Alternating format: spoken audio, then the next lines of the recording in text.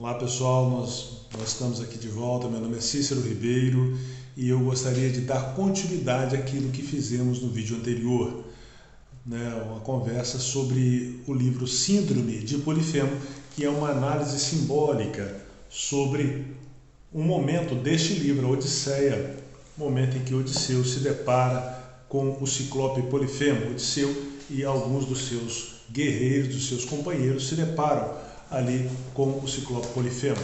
Bom, no primeiro vídeo nós falamos daquilo que está escrito, daquilo que Homero registra, que é o texto propriamente dito. Agora nós vamos tentar penetrar um pouco para além daquilo que o signo linguístico nos permite. E para nós falarmos sobre a parte simbólica desse texto, nós temos que entender que a maioria dos textos antigos, especialmente textos míticos, especialmente a mitologia grega, ela traz consigo uma quantidade de sabedoria enraizada nela muito grande. São textos que não foram produzidos por uma pessoa, mas que veio ao longo dos séculos sendo transferido e alguém algum dia registrou esse texto. Assim, nós temos textos que são textos que têm mais de 1000 anos de existência e até que são registrados ou reduzidos a termo. Por exemplo, os contos de fadas são assim, as mitologias elas são assim. E isso traz para nós uma quantidade de sabedoria muito grande, porque cada geração acrescenta alguma coisa relevante àquele texto. E esse texto vai se tornando cada vez mais poderoso, e aí nós caímos naquilo que é a definição de mitologia para o Dr. Richard Buxton, que ele diz que a mitologia é um texto socialmente poderoso. Isto é aquele texto que tem poder sobre a sociedade. E por que ele teria poder? Porque, em alguma medida, o texto mítico ele reflete a realidade que a própria sociedade vive, que o próprio indivíduo vive. Naturalmente, se a sociedade vive, eu como indivíduo, eu preciso viver. Afinal, eu sou parte integrante da sociedade. A sociedade sem eu e sem você, meu amigo, não existe. Então, o indivíduo ele é importante nesse sentido. E existe uma frase latina, de te fabula narratum. Eu gosto dessa expressão porque ela diz algo muito interessante. A história é sobre você. De te fabula narratum. A história não é sobre aquelas pessoas que viveram há 3, 2, 4 mil anos atrás. Não. A história é sobre nós. Por quê? Porque nós vamos conseguir identificar na mitologia grega, nos contos de fadas e outros textos, situações que dizem respeito à nossa realidade. Então nós vamos poder refletir simbolicamente sobre aqueles ensinamentos que estão sendo trazidos para nós. Por exemplo, a mitologia grega, nós sabemos que no início dela ela já mostra que relacionamentos em que a opressão fosse o meio de manutenção do relacionamento, seriam relacionamentos que não se sustentariam por muito tempo. Nós temos o relacionamento de Urano e Gaia, que Cronos vem e castra o pai e o fere de uma situação, de uma condição que ele não teve mais condições de reagir. Cronos assume o poder e se coloca tão opressor quanto o pai, Urano. O que acontece? Zeus se levanta e vence Cronos.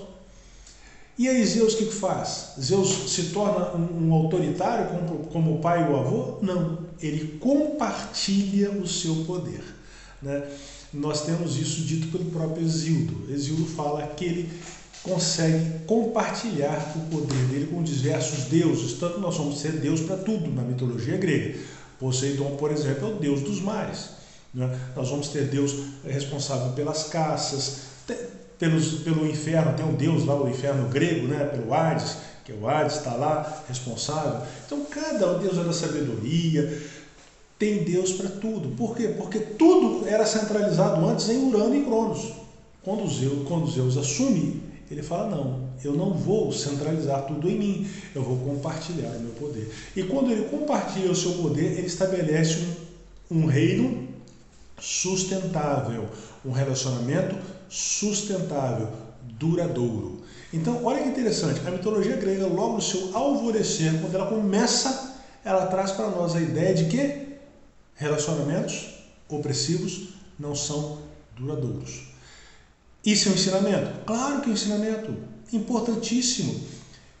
É tão importante que até hoje tem gente que não aprendeu. Até hoje tem gente que continua oprimindo o outro, continua maltratando o outro, continua agindo sobre o outro como se fosse uma pessoa que tivesse direito. E em alguma medida, nós vamos perceber que o texto de Polifemo apresenta um personagem que se acha no direito de oprimir o outro. Olha que interessante. Então, a própria mitologia grega vai repetindo os temas, por quê? Porque tem lições, meu amigo, que é difícil de aprender. O apóstolo Paulo tem uma frase que ele diz, me parece que 2 ou 3 vezes: não me canso de escrever as mesmas coisas, é saúde para vós. O apóstolo Paulo. Não me canso de escrever as mesmas coisas. Por quê? Porque tem lição que é difícil de aprender. E quando a lição é difícil de aprender, o professor tem que sempre tentar ensinar novamente. O professor não pode desanimar. Não, eu desanimo de você. Eu desanimo. E a mitologia grega é uma professora que não desanima. E ela apresenta diversas vezes o mesmo tema para ver se um dia, quem sabe, nós vamos aprender para nós podermos ter aquilo que os gregos vieram a chamar de vida boa. Não é? A filosofia chama de vida boa. O que é muito difícil, a gente já consegue perceber facilmente só de olhar o mundo que aí está. Mas vamos falar de Polifemo? Bom, Polifemo é o grande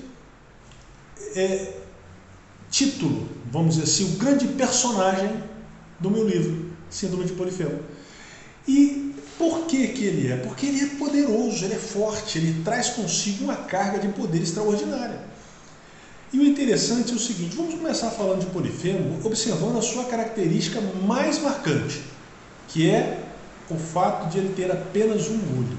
O seu olho fica localizado no meio da testa. Ele não tem 2 olhos, é apenas um. Essa característica física que marca Polifemo, juntamente com a sua altura descomunal e a sua força sobre-humana, ela é muito importante para nós, porque ela vai mostrar o quê? Que Polifemo fala de alguém que não tem muita capacidade de enxergar as laterais, as periferias. A visão dele não é uma visão panorâmica, é uma visão centrada, é uma visão focada. E quando nós temos uma visão que ela se foca muito num ponto, nós perdemos as laterais. E isso é muito ruim. Mas é ruim por quê? Porque as laterais, as periferias, são tão importantes quanto o centro. Não é? Isso é necessário, nós sabemos aquilo que está ao nosso lado. Mas mais do que saber o que está ao nosso lado, isso vai mostrar o quê? Vai apontar para uma valorização daquilo que existe ao nosso redor. Polifemo não estava preocupado com aquilo que estava ao seu redor. Ele estava preocupado com o quê? Com aquilo que estava à sua frente. Que aí nós vamos entender como sendo simbolicamente o seu grande objetivo. Existem pessoas assim? Mas é claro que existem. Existem pessoas que elegem os seus objetivos e fazem dele a sua missão de vida. Eu quero ser o melhor atleta do mundo. A pessoa vai ser o melhor atleta do mundo, por exemplo. E em função disso sacrificará todo o resto. Por quê? Porque só tem um olho, o olho que enxerga ser o melhor atleta do mundo. Ou vai ser o melhor médico do mundo, ou vai ser o melhor empresário do mundo. São exemplos que a gente está trazendo. Não que seja impossível se conciliar ser um grande atleta, um grande empresário, um grande médico, com o conjunto da vida. O problema não é este. O problema é qual? O problema é quando a pessoa sacrifica todo o resto por ter eleito um objetivo. Esse que é o grande problema. Quando nós simbolicamente percebemos esse olho centralizado de Polifemo, nós vamos perceber a sua dificuldade de olhar para aquilo que o rodeia. E o que nos rodeia? Você já parou para pensar quem nos rodeia? Os nossos amigos, a nossa família, né? Filho, esposa, pai, mãe, irmãos, amigos, saúde. Tudo isso está ao nosso derredor. Não está lá na frente. Lá na frente está o quê? Está o carro novo que a gente quer comprar, está a casa própria que a gente quer comprar, está a casa na praia que a gente quer comprar, está um barco que a gente quer ter. São coisas que a gente quer fazer na nossa vida. São os nossos grandes objetivos de vida. E quando nós elegemos esses grandes objetivos de vida e esquecemos daquilo que está ao nosso derredor, é um problema. Essa é uma forma de nós percebermos a situação do Polifemo. Mas existem outras, porque reflete o quê? A incapacidade que ele tem de entender a visão do outro. Ele só é capaz de enxergar um ponto. Ele não tem a capacidade de ter uma visão mais abrangente, para usar uma linguagem militar, uma visão dilatada. Ele não tem essa capacidade. Ele é uma pessoa que enxerga, o seu raio de visão é limitado. E quando se tem um raio de visão limitado, não se consegue perceber o mundo como ele é. E como é o mundo? Complexo. O mundo é complexo, o mundo não é simples. E nós estamos vivendo um momento em que as pessoas estão simplificando o mundo, colocando coisas extremamente complexas, tentando simplificar essas coisas complexas. E isso é um erro muito grande, porque simplificar coisas complexas é você simplesmente não entendê-las. Isso pode ser, por que às vezes as pessoas fazem isso? Enxergam as coisas de uma maneira mais simples, sendo que elas são mais complexas. Talvez porque elas não têm a capacidade de perceber a sua total complexidade. E é o que se faz? Se despreza tudo. Vou te dar um exemplo. Nós tivemos um assassinato aqui em Porto Alegre. Uma pessoa foi assassinada no shopping. Qual foi o motivo? Racismo. O único motivo. Não se levou em consideração mais nada. Acabou. Aquilo ali. Pronto. Elegemos um motivo, acabou. Mas será que foi só esse motivo? Será que foi só essa a razão? Eu estou falando que foi ou que não foi? Não, eu só estou questionando. Eu só estou perguntando. Por quê? Porque eu não tenho uma visão centrada. A minha visão é periférica. Eu consigo perceber que muitos podem ser os motivos de uma única coisa. Aliás, existe um ditado que se diz, né? Um avião nunca cai por um motivo apenas. Raramente vai ser um motivo apenas. Vão ter vários motivos que vão acarretar, né, que aquele avião seja obrigado a aterrissar, né, de maneira precipitada numa aterrissagem de emergência. Raramente um avião cai por um motivo só. Ah, não aconteceu isso. Não, peraí. Será que foi só isso? Não foi só isso, não. Pode procurar. Por quê? Porque as coisas são complexas. Não adianta nós queremos simplificar. Simplificar é adotar uma visão centrada com uma visão de Polifemo. Uma visão que não tem a paciência de olhar o mundo na sua total plenitude. Enxerga como? Somente parte. Somente parte do mundo, parte da realidade interessa à pessoa que tem a síndrome de Polifemo. Então ela resolve tudo de uma maneira muito simples. Né?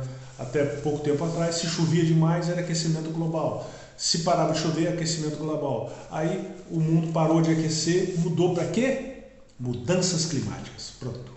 Os profissionais de marketing são fantásticos. Eles são extremamente criativos e eles conseguem elaborar campanhas publicitárias extremamente criativas. Eu sou um profissional de marketing e eu consigo identificar quando um profissional de marketing entra na parada, quando ele começa a trabalhar. Isso aí é o quê? É marketing. Porque você pode colocar qualquer coisa sob o guarda-chuva das mudanças climáticas. Não é mais aquecimento. Pode esfriar. Esfriou? Também é. Consegue perceber? Por quê? Porque a visão é centralizada, a visão ela é única, ela não está preocupada em olhar para um lado, olhar para o outro, perceber o que um diz, perceber o que o outro diz. Não, não interessa o que você diz, não interessa o que você diz, interessa o que eu penso. Síndrome de Polifemo. Então nós começamos a perceber que aquilo que estava sendo contado pelos aeus dentro da mitologia grega, lá na Grécia, antes da existência da filosofia, antes da existência das cidades-estados propriamente dita, como se ficou conhecido, as pessoas já falavam que existiria pessoas que seriam extremamente simplistas na resolução de problemas complexos da nossa sociedade. E aí eu sou obrigado a identificar aqui, quando Odisseu começa a narrar a sua história, ele estava lá no palácio do rei Alcino, o rei Alcino era o rei dos Feácios, e ele estava lá e ele diz o seguinte: fomos depois apartar no país dos soberbos ciclopes. É a expressão que ele utiliza para designar os ciclopes, é soberbos. Por que soberbo? Porque o soberbo é aquele cara que ele acha que ele é melhor do que você. Ele acha que ele é superior a você.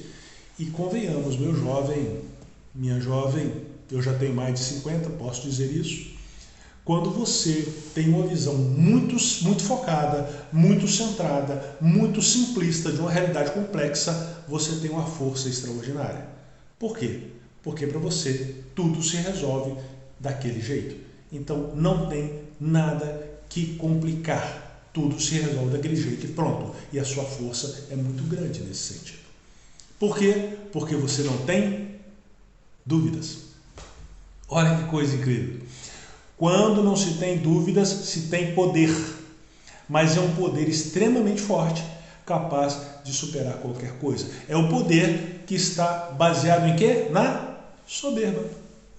Porque a soberba é justamente essa capacidade de se achar superior ao outro. E quem se acha que é superior ao outro não tem dúvidas. Não tem dúvidas. Por que eu vou ter dúvida? Eu sou superior a todo mundo, eu não tenho dúvida não. Você tem dúvida? Eu não tenho. Não é? Então a gente começa a identificar que dentro da sociedade que nós vivemos hoje, nós vamos encontrar pessoas que são portadoras da síndrome de Polifemo. Isso logo no princípio, nem falamos no texto, falamos apenas da morfologia do ciclope e falamos do nome que o Odisseu o dava, ou classificava como soberbo. E tem muita gente assim, tem muita gente que está como Polifemo, dotado de um poder extraordinário, não tem dúvida sobre nada, e não ter dúvida é um problema. Por isso que às vezes, né, é importante se ter dúvida. Quando se tem muita certeza, é um problema sério, porque se tem muito poder, porque você já sabe a resposta para todas as perguntas. Mas será que a resposta que você tem para todas as perguntas são as respostas certas? Essa é uma pergunta que eu não vou responder, porque eu não sei a resposta. Por quê? Porque eu tenho muitas dúvidas. Vamos continuar no próximo vídeo a falar um pouco mais sobre a síndrome de Polifemo, sobre esse episódio que Odisseu vive dentro da Odisseia. Até a próxima, grande abraço.